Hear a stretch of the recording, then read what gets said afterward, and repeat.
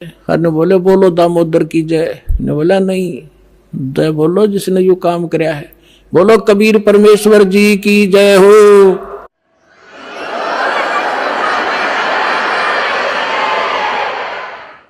अब उधर से परमात्मा उसी दिन रात्रि में सत्संग कर रहे थे 7-8 बजे सी,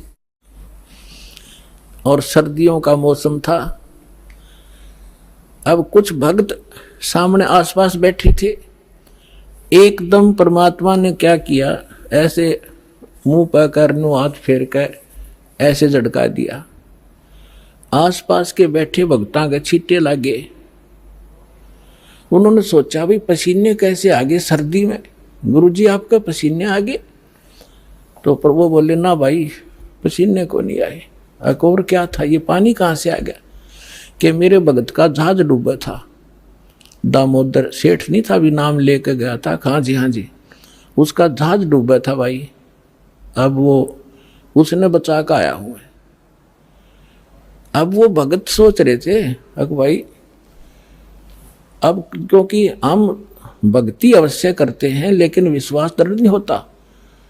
और परमात्मा कहते हैं कहा हो तो हरि नाम से, जब मन में नहीं विश्वास, बिना विश्वास के जो भक्ति करते हैं वो सफल नहीं होते। तो वो कच्चे से थे और मन में उनका न्यू थी, ऐसे ही शब्द गा रहे थे, ज्ञान सुना रहे थे, पसीने आगे होंगे हमारे सामने बैठे और वहां कैसे समुद्र में जहाज बचा के आए हैं। वो तो बात कही आई हुई।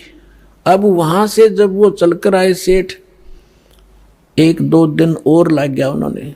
उस दिन फिर सत्संग हो रहा था। वो पहले अपने घर गया, घर जाके पता चला कि मेरी धर्मपत्नी भी उड़े जा रही है, सत्संग में गई हुई है। और सारे वो सेठ ने बोले पीछे घर जावांगे, और सारे बच्चा ने साथ ले रहे। पहले अब परमात्मा का उपदेश लेंगे, जब घर बढ़ाएंगे। अब हमारा बाकी आज का जीवन, आज के बाद का जीवन उनका ही हमारा। और सारे वहां चलेंगे, सीधे वहां 15-20 लाला जी उनका परिवार है। अब क्या हुआ, अब उधर सत्संग चल रहा था, वही भक्त मिले जुले से वो आया करते उस क्षेत्र में, तो सारे वही बैठे। और पीछे थे क्या हुआ, वो सारे के सारे जाकर बाहर खड़े हो कहने जय हो पाबंदी छोड़ कबीर साहब की, जय हो भगवान कबीर साहब की। परमात्मा बोले रे बाहर कौन शोर कर रहा, पता करके आइयो। अब जो ही वो बाहर गए भक्त पता करने आंगन से बाहर, तो उन्होंने देखा दामोदर को, वो सब जाने थे क्योंकि वो आते जाते थे सत्संग में। तो उन्होंने आकर बताया जी दामोदर सेठ आ रहा है और उसके साथ और कई लाला जी हैं, सेठ हैं, और आपका दर्शन करना चाहते हैं। बोला बुला लो भाई, क्या बात होगी। वो सारे आगे चरणा में पड़े, दंडोत प्रणाम करें। हे भगवान आपने दया कर दी, हमारे जीवन रक्षा कर दी। परमात्मा हमसे बहुत भूल हुई, हमने बहुत गलती की, आपके भक्त को बहुत सताया, टॉर्चर किया, इसको माफ करो हम अपराधियों को। भगवान आपने हमारी जान बचा दी, हमारा जहाज डूबता आपने बचा दिया। परमात्मा बोले क्या कह रहे हो भाई। और परमात्मा चाहते थे जिनका मन में शंका थी, वो उनका भ्रम निवारण करने के लिए एक सच बताओ, सारी कहानी क्या हुआ था कि भगवान ऐसे ऐसे हो गया था। हमने अपने सारे जंतर मंत्र कर लिए थे, कोई राहत नहीं मिली। फिर हमने आपके भगत आराध करी थी, इसने आपको पुकारा के मंत्र पढ़ा यू दाने, यू बेहोश हो गया आपको पुकार के। तब कहा बेटा मैं ही वहां पहुंचा था और आपकी रक्षा करी थी, और आपका अब सौभाग्य है कि आपको इस संकट आपके लिए वरदान से दोगा कि आपके समझ में आ गई और आप यहाँ आगे दीक्षा लो और अपना कल्याण कराओ। सभी ने नाम लिया, उनका कल्याण हुआ। बोलो सतगुरुदेव।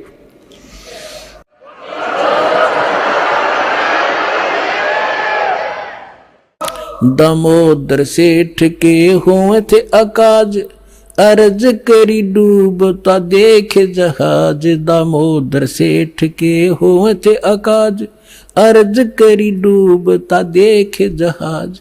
लाज मेरी रखियो गरीब नवाज, समुद्र से पार लंघाने वाले। लाज मेरी रखियो गरीब नवाज, समुद्र से पार लंगाने वाले धन धन सतगुरु सत कबीर भक्त की, पीड़ मिटाने वाले सत साहिब।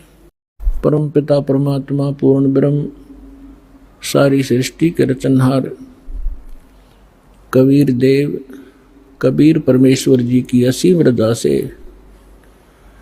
आप सभी पुण्यात्माएं सत्संग सुनने के लिए उपस्थित हुए। जिन पुण्यात्माओं के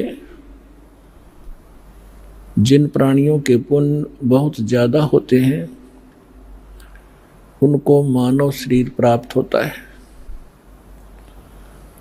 मानव शरीर दो प्रकार से प्राप्त होता है। एक तो टर्न वाइज मिलता है। परमात्मा का विधान है कि इस जीव को भले ये कितना ही निकम्मा हो, 84 लाख प्रकार के प्राणियों के कष्टों को पूरा एक चक्कर लगाने के उपरांत इसको एक मानव शरीर परमात्मा अवश्य दिलवाते हैं। और दूसरी प्रकार का जो मानव शरीर प्राप्त होता है वो उन पुण्यात्माओं को होता है जो पहले भी मानव थे, उनके पुण्य ज़्यादा थे, जिस कारण से किसी जन्म में उन्होंने शुभ साधनाएं शास्त्र अनुकूल साधनाएं की होती हैं, शुभ संस्कार बनाए होते हैं, जिसके परिणाम स्वरूप उनको कई कई सैकड़ों भी मानव शरीर प्राप्त हो जाते हैं। लेकिन उन मानव शरीर के अंदर यदि सतगुरु नहीं मिलते तो उनको फिर से शुभ संस्कार बनाने का अवसर प्राप्त नहीं होता। और सतगुरु के अतिरिक्त अन्य किसी नकली संतों से ज्ञान प्राप्त करके साधना करते हैं, वो शास्त्र विरुद्ध साधना होने से यूजलेस होती है। उदाहरण के लिए श्रीमद् भगवत गीता अध्याय नंबर 16 के श्लोक 23 और 24 पर्याप्त है।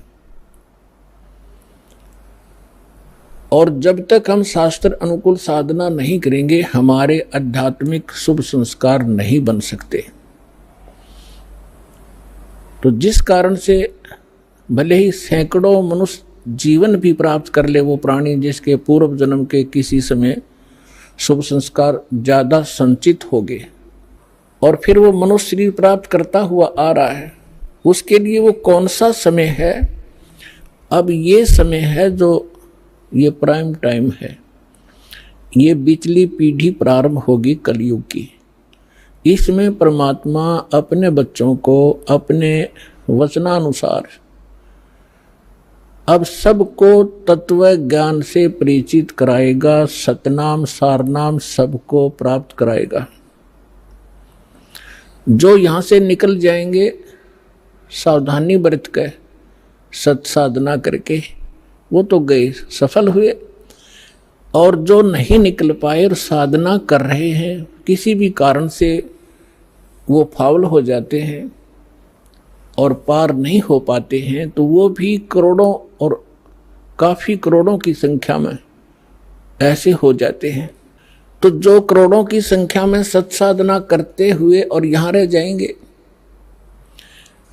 ये मंत्र ऐसे अनमोल और इतने कीमती हैं, इनकी थोड़ी ही साधना से बहुत ज़्यादा आध्यात्मिक एनर्जी स्टोर हो जाती है। सतनाम के विषय में सूक्ष्म वेद में कहा है, सतनाम पालड़ रंग होरी हो, 14 लोक चढ़ाव राम रंग होरी हो, 3 लोक पास अंग धुर रंग होरी हो, तो ना तुले तुलाया राम रंग होरी हो। जैसे हम यहाँ के त्योहार मनाते हैं, होली मीन खुशी से हम एक दूसरे के साथ रंग उछालते हैं, तो परमात्मा कहते हैं ये होली जो आप मनाते हो ये नकली है, ये काल प्रेरित है, एक व्यक्ति का युवा पुत्र मर गया होली से 2 दिन पहले। ना वो स्वयं होली मना पा रहा है, ना उसके रिलेटिव और ना उसके मोहल्ले वाले। तो अब कहाँ गई वो होली जिसको इतना इम्पोर्टेंट त्योहार मान रहे थे। तो परमात्मा और उससे परिचित संत कहते हैं कि इस नकली सांग में, इस नकली स्थान पर आप ये नाचा गाई करते हो, आपने भांग पी रखी है, नशे में बकवाद कर रहे हो। इस भांग का नशा, काल की माया का नशा, अज्ञानता में प्रेरित होकर कर रहे हो। यहाँ एक पलक में ना जाने के बिजली गिर जा, ऐसे लोक में तुम खुशी मना रहे हो। यहाँ तो जब आपको ज्ञान होगा, आंखों से आंसू नहीं सूखेंगे, हम के कष्ट उठा रहे हैं और आगे क्या जुल्म होगा हमारे साथ। तो असली होरी राम नाम की होरी है। या खेलो, दिन रात खेलो, रात खेलो दिन खेलो, सुमन करो दिन रात इस राम नाम की होरी से, इस रंग को बखेरो। तो क्या कहते हैं कि सतनाम जो 2 अक्षर का मंत्र है, जिसमें एक ओम है, एक तत् है, और ये ऐसा अनमोल मंत्र है, इसकी इतनी कीमत बताई है। यदि विधिवत परम संत अधिकारी संत से प्राप्त करके, अधिकारी आपको बता देता हूं 21 ब्रह्मांड में, इस विश्व में इस दास के अतिरिक्त इन तीनों मंत्रों को देने का कोई अधिकारी नहीं है। या गलती ना करियो, बहुत धोखा खा लिया आपने।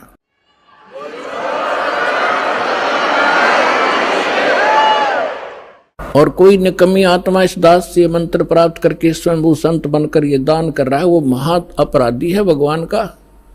और धोखेबाज है, वो डुप्लीकेट बना रहा है वो पासपोर्ट, जो आगे जाके आपको बहुत धोखा देगा।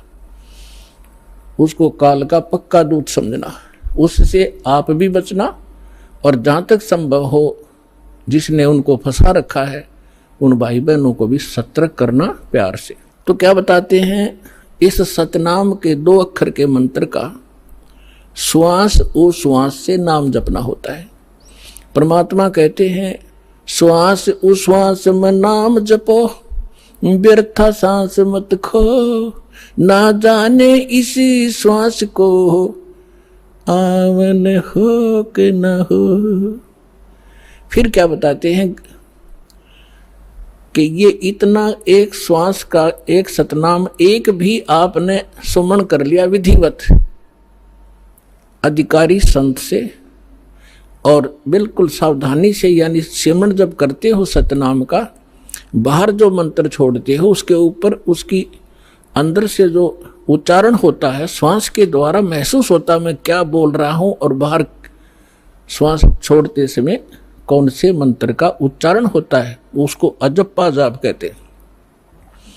बाहर छोड़ते हैं उस मंत्र के उच्चारण पर आपकी सुरत और नृत लगी रहे, मन लगा रहे। अंदर जौन सा लेते हैं, जो 2 अक्षर में से एक अंदर लेते हैं, उसके ऊपर भी आपका ध्यान रहे। वैसे मतलब नहीं कि हाथ में माला फिरती रहे, सांस चलता रहे और सुमन होता रहे, ये नहीं चलेगा। सुरत नृत और पवन, सुरत नृत मन पवन, ये चारों पदार्थ एकत्रित करने होते हैं। जब श्वास, पवन माने श्वास से सुमन करते हैं, तो उसके ऊपर हमारा सुरत और नृत और मन, और श्वास चल ही रहा है, ये पवन, इन चारों को एकत्रित रखना है। तो ऐसे एक सिमरन आपका पूरा हो गया। जल्दी नहीं करे इसमें, ये सहज मार्ग है। कई जल्दी के मारे मन फटाफट खींच दे मीटर सिमरन का, प्यार से करे चाहे थोड़े कर ले, उसकी कीमत होगी। और सिमरन करे ध्यान से, बगैर सुरत नृत्य लगाए कोई सिमरन हो रहा है वो काम असफल नहीं होगा। तो ऐसे किया हुआ सतनाम का एक सिमरन की कितनी कीमत बताई है पुण्यात्माओं। जिस व्यक्ति ने कभी लाल सुना ना हो, हीरा देखा भी नहीं हो, उसकी कीमत का पता ना हो, सुना भी ना हो, और उसको कोई एक पत्थर दिखावे कि ये एक चमकीला पत्थर जो आपको नजर आ रहा है ये करोड़ रुपए का है। अब सामने वाले ने कभी ये देखा नहीं, कभी उसका व्यवहार उससे पड़ा नहीं, तो वो मानने या ना मानने पर उसकी कीमत ज्यों की त्यों है। इसी प्रकार इस सिमरन की जो दास आपको दे रहा है ये हीरे हैं। मोती मुक्ता दर्शत नाही, ये जग है सब अंदरे, दिखत के तो नैन चश्म इनका फेरा मोतिया बंदरे। चारों युग में मेरे संत पुकारे, और कूक कहा हम हेल रे, हीरे माणिक मोती बरसे, ये जग चुगता ढेल रे। परमात्मा ने कहा कि मैं चारों युगों में आया हूं। सतयुग में सतसुकृत नाम था मेरा, और त्रेता में मुनिंदर, द्वापर में करुणा में, और इस कल युग में कबीर नाम से मैं आया हूं। तो चारों युगों में मैं आया हूं। और परमात्मा का विधान वेदों से आपको बहुत बार बताया है कि वो परमात्मा कैसी लीला करता है। ऊपर रहता है सतलोक में, सह शरीर मनो सदृश्य है, वहां राजा के समान एक सिंहासन पर विराजमान है। वहां से गति करके आते हैं या अच्छी आत्माओं को मिलते हैं, उनको अपने से परिचित कराते हैं सचखंड सतलोक ले जाके, फिर उनको वापस छोड़ते हैं। फिर वो परमात्मा से परिचित महापुरुष परमात्मा के उस यथार्थ ज्ञान को संसार के अंदर फैलाते हैं, और परमात्मा स्वयं भी वही काम करने के लिए आते हैं। एक कवियों की तरह लोकोक्तियों के माध्यम से अपने ज्ञान को प्रचार करते हैं। तो क्या बता रहे हैं, चारों युग में संत पुकारे, कूक कहा हम हेल रे, हीरे माणिक मोती बरसे, ये जग चुगता ढेल रे। हम सत्य ज्ञान और सत्य साधना रूपी हीरे और मोती आपके सामने बखेरते हैं, और आपने उनकी पहचान नहीं है। आप ये कंकर पत्थर आन उपासना, अन्य देवी देवताओं की पूजा, ये भूत पूजाएं करके आप कंकर पत्थर इकट्ठे कर रहे हो, ये सोचकर ये बहुमूल्य होंगे। तो यहां परमात्मा कहते हैं हीरे मोती माणिक बरसे, ये जग चुगता ढेल रे। तो ये जो श्वास का सिमरण है, ये लाल है आपका, और ये जितने भी एकत्रित करोगे इनकी उतनी ही कीमत होगी, जो अभी दास बताने जा रहा है। क्या बताते हैं कि एक सिमरण आपने कर लिया श्वास का, एक सतनाम के 2 अक्षर का, एक मंत्र बाहर छोड़ा, दूसरा अंदर लेते हैं, ये एक कंप्लीट मंत्र बन गया। देख कितना आसान सी बात, चलते कर लो, बैठ के कर लो, लेट के कर लो, सफर में बस में कर लो, रेलगाड़ी में कर लो, इतना सिंपल वे। इन अज्ञानियों ने इसको पहाड़ बना रखा था, खड़े होकर तपो, ढूंढने लगा लो, व्रत रखो, जंगलों में जा बैठो, और फिर जंगल में चले गए, रोटी के लिए फिर आए गृहस्थी के पास, दिए माई अंडे धक्के खाते। अब सारा काम अव्यवस्थित कर दिया इन लोगों ने, अज्ञानियों ने। तो क्या बताते हैं परमात्मा कि इस सतनाम के एक सिमरण की कितनी कीमत है। होय होय, सतनाम पालड़ रंग होरी हो, तराजू के तखड़ी के एक पलड़े में सतनाम के एक सुमरण की कीमत रख दो, और दूसरे में पृथ्वी लोक की पूरी कीमत, स्वर्ग लोक की कीमत और पाताल लोक की कीमत, 3 ये तो पासंग है। और दूसरी में 14 लोक, विष्णु जी का लोक, ब्रह्मा जी का लोक, शिव जी का लोक, दुर्गा का लोक, और ये निरंजन का लोक, और ऊपर जो स्वर्ग के अंदर, महास्वर्ग के अंदर आगे कई डिवाइड कर रखे। ऐसे ये कुल मिलाकर 14 लोक में बनते हैं, तल उतल ये नीचे के। परमात्मा कहते हैं 14 के 14 लोकों की कीमत दूसरे पलड़े में रख दो। एक पलड़े में सतनाम की एक वैल्यू, और उधर 14 लोक चढ़ावे राम रंग होरी हो, और 3 लोक पासेंग धरे, पृथ्वी लोक, स्वर्ग लोक और पाताल लोक की को तो गिनती में भी नहीं है इसकी, उसके सामने कीमत। अब पासेंग क्या होती है, अब आजकल के बच्चे तो नहीं जानते होंगे, लेकिन हमारे समय के हम अच्छी तरह जानते हैं। हमारा खूब पाला पड़ा है, किसान परिवार में जन्म था। हमारे पिता जी के पास ये सेठ लोग कणक लेने आते थे तो उस समय वो कहा करते भी सेठ जी तराजू चेक करा तेरी।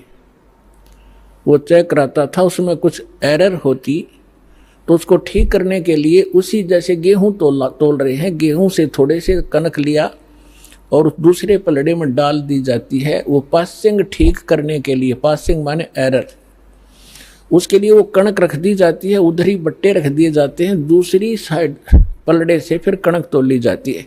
तो वो जो एक मुट्ठी कणक डाली है वो पासिंग है, वो सौदे में नहीं आती, वो तो व्यर्थ में पड़ी है। वो चाहे ग्राहक की तरफ जाओ और चाहे धनी की तरफ रह जाओ, उसकी कोई ध्यान नहीं करता। वो पासिंग है, यानी इतनी कम वैल्यू है। तो आप कितनी पुण्यात्मा हो और कितना सिमरन आप करते हो और आप कितने धनी होते जा रहे हो अध्यात्म के। कबीर साहब कहते हैं, कबीरा सब जग निर्धना, धनवंता ना कोई, धनवंता सो जानियो जिस पर राम नाम धन हो। अब आज अरबपति है और कल मृत्यु हो गया, भक्ति करी नहीं तो कल क्या है, वो गधापति है। फिर वो गधा बनकर घूम रहा होगा, कुत्ता बनकर गलियों में सैर सपट्टे कर रहा होगा, टट्टी खा रहा होगा, खा के यहाँ का धन। तो पुण्यात्माओं, इस परमात्मा की शरण में आपको यहाँ के भौतिक सुख भी आपके डिमांड रिक्वायरमेंट के अनुसार अवश्य देगा ये दाता, और फिर आपकी जो भक्ति की शेष पूंजी को सुरक्षित रखेगा ताकि चल आपके यहाँ जाते समय आपका धन सुरक्षित रहे। अब क्या बता रहे हैं, सतनाम पालड़ रंग होरी हो, 14 लोक चढ़ाव राम रंग होरी हो, 3 लोक पास्यंग धर रंग होरी हो, तो ना तुले तुलाया राम रंग होरी हो। और हम हमारी बुद्धि कहाँ सेट कर दी इस काल ने, यहाँ के इस काल की माया की भांग पी ली हमने। एक सरपंच बन जाता है, बस पूछो मत, वो अपने आप को पता नहीं कि महान मान बैठता है। और कोई चेयरमैन बन जाता है 4-5 सरपंचों के ऊपर, बस कहना ही क्या। एक मंत्री और मुख्यमंत्री बनकर काख पीटते फिरते बगैर ज्ञान के बच्चों वाले खिलौने खेल रहे हैं। और आप वो हो जो मनुष्य जीवन के इस उद्देश्य को प्राप्त कर रहे हो, सफल कर रहे हो। तो कहने का दास का तात्पर्य है, जिस प्रसंग को लेकर चले हैं उसी पर आते हैं कि जैसे अब ये परमात्मा का मार्ग प्रारंभ हो गया है, परमात्मा का आदेश है कि पूरे विश्व में जाओगा। परमेश्वर ने इस काल के साथ एक कमेंटमेंट हुआ था, काल तो ये राजी हो गया था, उसने तो ये चतुरता करी थी कि कलयुग में ये इतने कंडेम हो जाएंगे, भक्तिहीन भी हो जाएंगे और इनकी वृत्ति भी खराब हो जाएगी, ये भक्ति के योग्य नहीं रहेंगे, सब चापलूस हो जाएंगे, विकारी बन जाएंगे। इसलिए उसने कहा था कि भगवान 3 युगों में जीव थोड़े ले जाना। परमात्मा ने कहा था कि तूने सभी मेरी आत्माओं को ऐसा दुखी कर दिया, इनकी क्या दुर्दशा कर दी तूने, गधा बना रखा, कुत्ता बना रखा, क्या ये ऐसे थे जब तेरे पास आए। तब इसने प्रार्थना करके, ये अलग स्टोरी है लेकिन हिंट देना पड़ेगा, फिर आगे चलेंगे। तो उसने प्रार्थना की थी, भगवान 3 युगों में जीव कम ले जाना। मालिक को भी पता था, क्योंकि हमारी शंका बहुत ज़्यादा है, तुरंत उत्पन्न हो जाएंगी कि परमात्मा ने ऐसा क्यों वर दिया 3 युगों में जीव ना ले जाने का। तो हमने ऐसे निकम्मा काम किया था, उसके बदले में ये सजा भी थोड़ी है हमारे को। फिर भी परमात्मा को पता था कि सतयुग त्रेता द्वापर में इनकी घनी कमाई होगी भक्ति की, और ये दुखी नहीं होंगे। जैसे संस्कार आपके होंगे उसी प्रकार परमात्मा ने इस पृथ्वी पर वैसा ही माहौल बना देता है दाता। बढ़िया समय पर वर्षा होती है, बड़े फलदार वृक्ष होते हैं, सब शरीर हो जाएंगे, तो फिर सुख होता है उनको। और सुख में भगवान की भक्ति प्राणी फॉर्मलिटी करता है, और दुखी प्राणी जब हो जाता है तब उसका दुख संकट निवारण हो जाता है। फिर उसको बताया जाता है यदि आपने फिर से भक्ति छोड़ दी तो वो कष्ट फिर आ जाएगा, तो वो कभी नहीं छोड़ेगा, आजीवन भक्ति करेगा और वो सफल हो जाएगा। और सतयुग त्रेता द्वापर में ये जीव घना दुखी नहीं होता, शरीर मजबूत होता है, लंबी आयु होती है, खूब ठीक सा इसका जो है बना रहता है व्यवहार।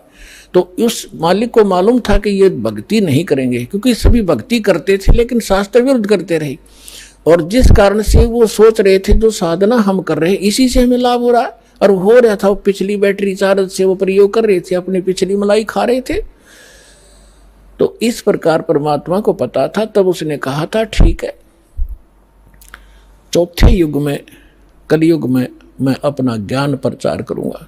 तो काल ने कहा था कि देखो जी, जबरदस्ती ना करना, बलपूर्वक मत ले जाना, आपके ज्ञान को कोई माने, समझे, स्वीकार करे और आपकी भक्ति करे तो वो आपके हों, और जो मेरे ज्ञान को, जो मैं नकली अपने दूत भेजूंगा अपना ज्ञान प्रचार करने के लिए, उनका ज्ञान जो स्वीकार करे तो वो मेरे ही रहे, आप उनको बलपूर्वक न ले जाना। परमात्मा बोला बिल्कुल सही है, जब मेरा ज्ञान ही स्वीकार कोई नहीं करेगा तो खाक जाएगा मेरे लोक में, वो तो वही जाएगा जो मेरा ज्ञान स्वीकार करेगा, मेरी भक्ति ग्रहण करेगा, तब वो जाएगा। तो काल ने, जब परमात्मा ने स्वीकृति दे दी, तब काल ने कहा था कि बेशक, अब परमात्मा आए थे जोग जीत नाम से, कि जाओ जोग जीत संसारा, जीव न माने कहा तुम्हारा, जीव तुम्हारा कहा न माने, हमरी ओढ़ हो बाद बखाने। फिर कहा था द्वादश पंथ करूं मैं साजा, नाम तुम्हारा ले करूं आवाजा, द्वादश पंथ नाम जो ले ही हमरे मुख में आन समोई, और अनेक पंथ चलाऊं या विद जीवों को भरमाऊं, देवल देव और पितृ धाम पुजवाऊं, और जब ऐसे नकली जब तब सबके मन लाऊं, और जाओ जोग जीत संसारा, जीव न माने कहा तुम्हारा, जीव तुम्हारा कहा ना माने, हमरी ओढ़ हो बाद बखाने। मेरे वकील बन के खड़े हो जाएंगे, तू रामकृष्ण को कैसे भगवान नहीं मानते हो, क्या कर रहे हो। तो परमात्मा ने कहा था कि अब मेरी भी सुन ले दो बात। चौथा युग जब कलयुग आई, तब हम अपना अंश पठाई, काल फंद छूटे डर लोई। जो जितने तू बकवास कर देगा, जितने तू ये भ्रमित करेगा, बंधन बनाएगा, काल फंद छूटे नर लोई, सकल सृष्टि परवानी खोई। ये परमात्मा का वचन है बच्चों, कोई डूम भाट के गीत नहीं है, समर्थ के वचन है। कि कहते हैं कलयुग बीते 5500 पाचा, तब ये वचन मेरा होगा साचा, और कलयुग बीत जावे जब एता, सकल सभी प्राणी और परम पुरुष पद चेता। अब परमात्मा ने कहा था कि जब चौथा युग कलयुग आवेगा तब मैं अपना अंश भेजूंगा, और उस समय काल के सारे फंद, तेरे सारे दाव पेच, ये अज्ञान को काट दिया जाएगा, और सकल सृष्टि उपदेशी होगी, नाम लेवेगी। और फिर कहा था कि जब कलयुग 5505 बीत जाएगा तब मेरा ये वचन सत्य होगा, और उस समय पूरा विश्व उस परमात्मा के उस परम पद का जानकार होगा, उसको पता चले। अभी तो हम स्वर्ग और नरक, कोई व्यक्ति मर गया, नो के स्वर्गवासी हो गया, चाहे जाता हो नरक में, हमने एक कोड वर्ड बना रखा था। तो अभी तक हमने सतलोक और सचखंड का पता ही नहीं था, परमात्मा का परम पद कौन सा है और कहाँ रहता है, कैसा है, कैसे प्राप्त होता है। और ये नकली पंथ चले थे काल के, राधा स्वामी पंथ और कबीर पंथ, जो 12 पंथ है कबीर जी के नाम से चला रखे, सारे नकली और काल के प्रेरित हैं। इनमें ना सत्य ज्ञान है ना सत्य साधना है। तो अंडरस्टूड है, जानना ज्ञान सत्य है, ना वहाँ नाम साधना सत्य है, तो क्या है वो तो खोखा है, नकली है, डुप्लीकेट सारे। तो अब परमात्मा ने कहा कि पूरा विश्व इस ज्ञान से परिचित होगा और पूरा विश्व नाम लेगा। अब प्रसंग चल रहा था कि 2 प्रकार से मानव शरीर प्राप्त होते हैं। एक तो टर्न वाइज होता है कि नरक स्वर्ग भोग के, उसके बाद फिर 84 लाख प्रकार के प्राणियों के शरीरों में कष्ट उठा के उसको एक मानव शरीर मिलता ही मिलता है। तो वो उस प्रकार का प्राणी शीघ्र भक्ति पर नहीं लगता, उसके उसके अंदर एक ऐसा गुण होता है, अवगुण होता है, वो बहुत ही देर से बहुत समय लगेगा उसमें, लेकिन मालिक की दया, जो दास ने कल उदाहरण दिया था उस तरीके से उसके ऊपर असर होता है। वो भी तरीका मालिक उन बच्चों के लिए भी अपनाएगा अब। लेकिन जो बता रहा दास के एक पिछले संस्कारों से पुनर्जन्म होते रहते मानव के, उसके लिए अभी तक दास या भूमिका बना रहा है, ये समझाने के लिए आपको कि जैसे आप जी को प्रथम मंत्र दिया जाता है, पहले परमात्मा ने इस प्रथम मंत्र में केवल ये बीच वाले 5 नाम ही दिए जाते थे,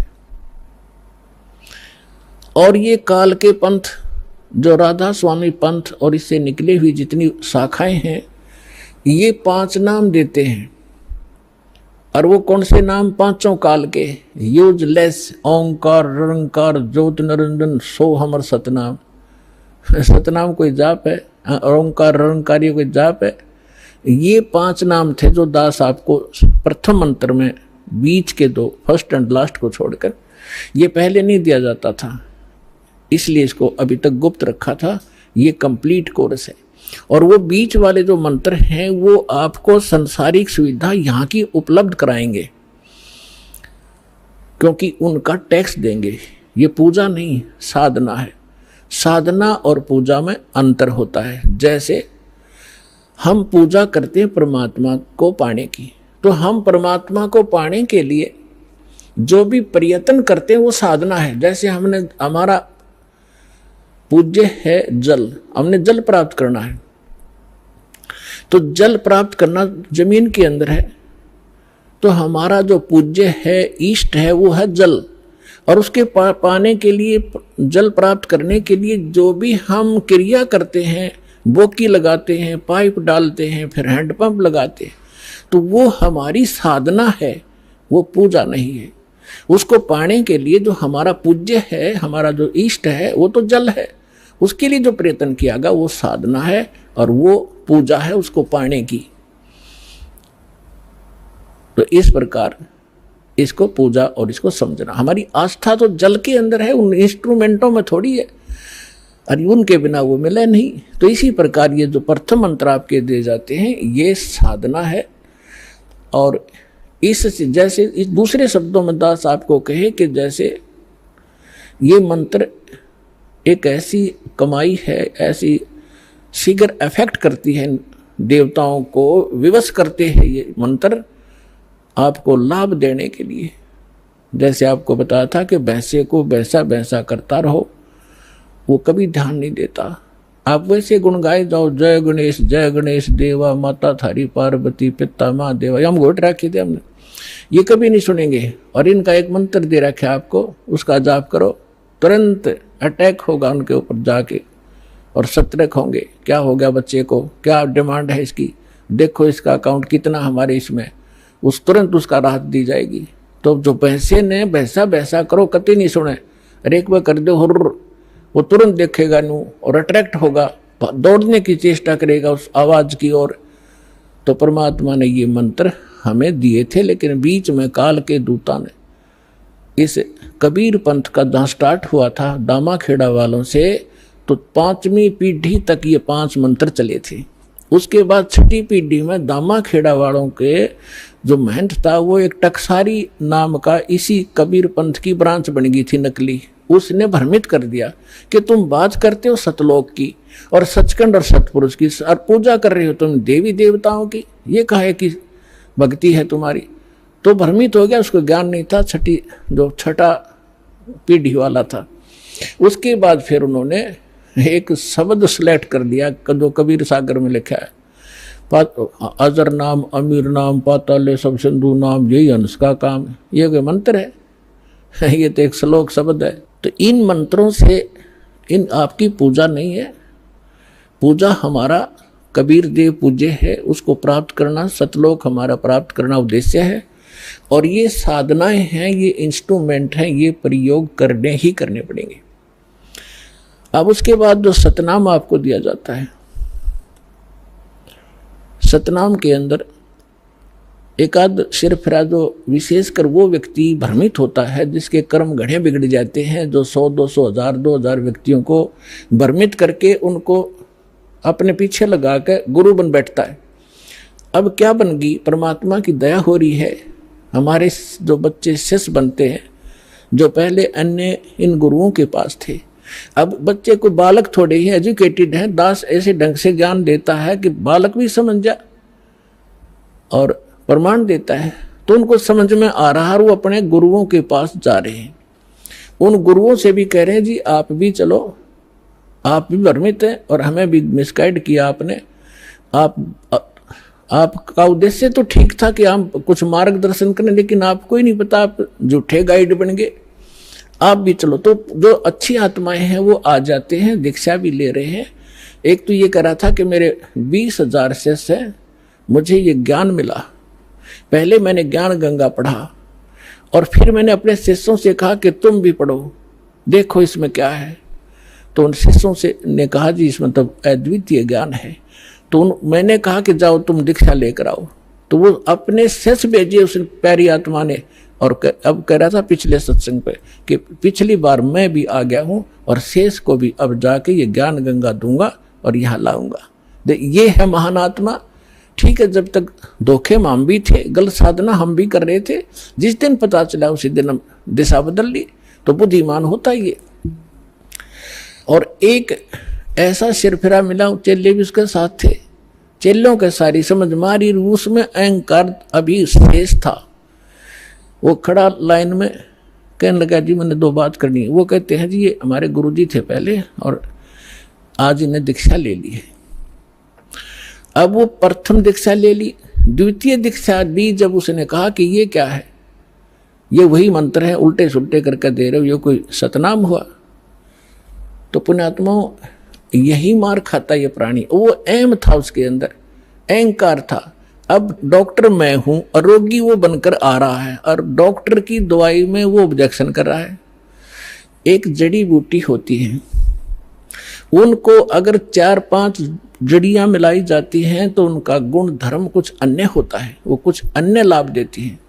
और जब उनको सिंगल खाया जाता है तो वो अलग लाभ देती है, और जिनको 2 में मिलाकर खाया जाता है तो वो अन्य लाभ देती है। तो इस प्रकार उसको समझाने की चेष्टा की और वो उसका सौभाग्य दुर्भाग्य साथ है, उसका समझ में आई कि ना हुई। तो आपको भी बता रहा हूं कि ऐसे भ्रमित ना होना। पहले तो ये देखो कि जो ज्ञान दास ने आपके रूबरू किया है, विश्व में आज तक ब्रह्मा विष्णु महेश क्लियर नहीं कर सके इसको, इस दास पे दया हुई। तो आगे कौन सी का चीज छोड़ दूंगा मैं, ये भी विचार कर लेना।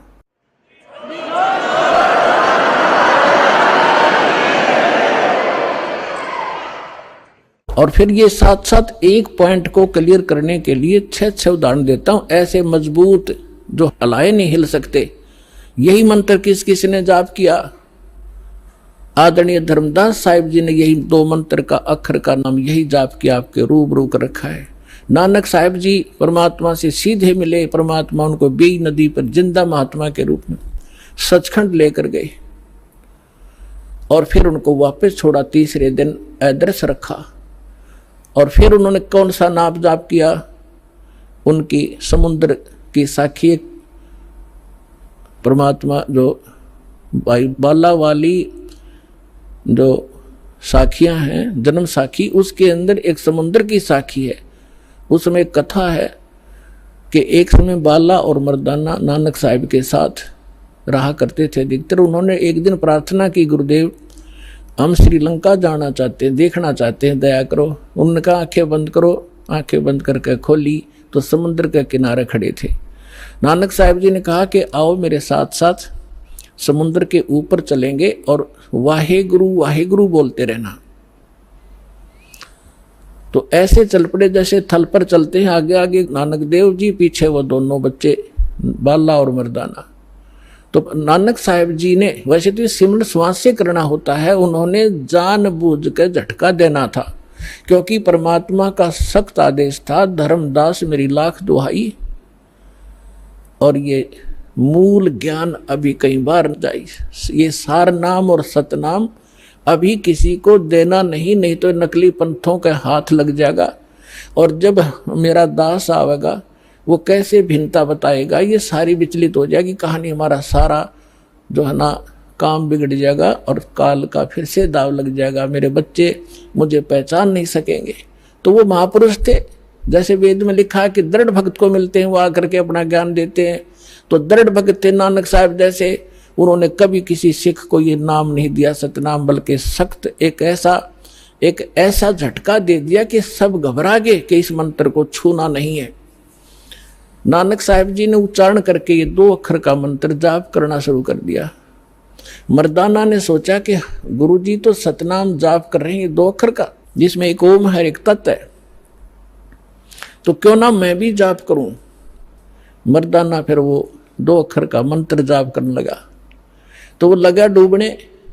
नानक साहब जी ने देखा, तब नानक जी ने कहा कि भाई तो वो ये जाप कर जो मैंने तेरे को बोला है, ये मंत्र मत कर। तो फिर वो वाहेगुरु कहने लगा, फिर ठीक हो गया। कहने का भाव ये है कि नानक जी तो वो 2 अक्षर का नाम जाप कर रहे थे और शिष्य को मना किया। क्यों किया? वो परमात्मा के प्यारे बच्चे थे, उनको मालूम था कि यदि आज ये डिस्क्लोज हो गया तो बट्ठा बैठ जाएगा। आज तक किसी सिख को इस सतनाम की भनक भी नहीं है, ना वो ग्रंथ साहिब में रखा, अलग अलग स्थानों पर रख दिया, लेकिन सीधा नहीं रखा, और वहां से प्रमाणित हो गया। और इसके साथ साथ आदरणीय गरीबदास साहिब जी को परमात्मा मिले, गांव छुड़ानी जिला झज्जर हरियाणा में, खेतों में 10 वर्ष के थे, सचखंड लेकर गए और फिर बहुत काफी समय 8-10 घंटे ऊपर रखा परमात्मा के बच्चे को, फिर वापस छोड़ा। उसने परमात्मा से परिचित होकर अपनी अमृतवाणी में दास उसी गरीबदास पंथ से आगे बढ़ा है। उसमें गरीबदास पंथ में ये मंत्र नहीं है सतनाम का, और एक में बकवास करते हैं, ओम भागवते वासुदेव नमः, कोई करता है, कोई कुछ करता है, कोई सतगुरु, ये मंत्र नहीं है। और ग्रंथ साहिब गुरु गरीबदास जी के ग्रंथ साहिब के अंदर प्रमाणित है ये मंत्र। ऐसे ही नामदेव जी को परमात्मा मिले थे, उसको भी यही मंत्र दिया था 2 अक्षर का। पहले वो अकेला ओम नाम जाप करते थे, फिर उनको समझाया कि ओम तो ब्रह्म तक का जाप है, ये तो असंख्य जन्म तक जाप कर लिया आपने, और यहीं भटकते रहते हो, ब्रह्म लोक में चले जाते हो, वहां से फिर वापस आ जाते हो। नामा छिपा ओम तारी, पीछे सो हम भेद विचारी, सार शब्द पाया ददलोई, आवागमन बोर ना होई। तो कहने का भाव ये है दास का कि ये मंत्र जो है, इस भ्रमणा में ना रहना। अब बड़ी बनाई बात ने बिगाड़ियो मत, मुश्किल से सिरे चढ़ी है यह कहानी। कितने संकट झेलने पड़े हैं, दास ने जेल तक जाना पड़ा, झूठे मुकदमों को फेस कर रहे हैं। कोई बात नहीं, परमात्मा हमारे साथ है। हमारा एक बार ज्ञान निखार हो जा, फिर चाहे फांसी दे दियो मेरा, एक बार परमात्मा का ज्ञान उसके बच्चों तक पहुंच जा।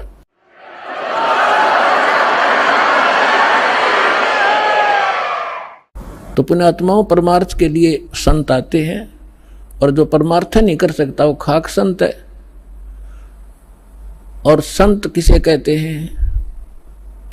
सतगुरु उसे कहते हैं। सतगुरु के लक्षण कहूं, मधुरे बैन विनोद, 4 वेद 60 शास्त्र वो कहे 18 बोध।